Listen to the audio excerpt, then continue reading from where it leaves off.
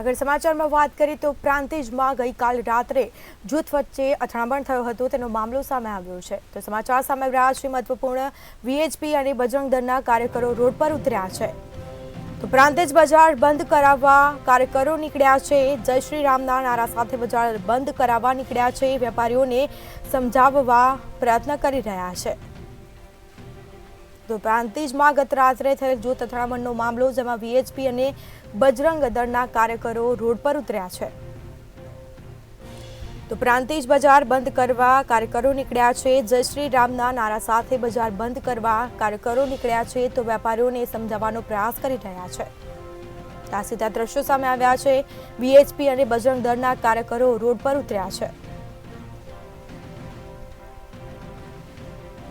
તો જય શ્રી રામના નારા સાથે બજાર બંધ કરવા નીકળ્યા હતા, જેમાં વેપારીઓને સમજાવવાનો પણ તેઓ પ્રયત્ન કરી રહ્યા છે।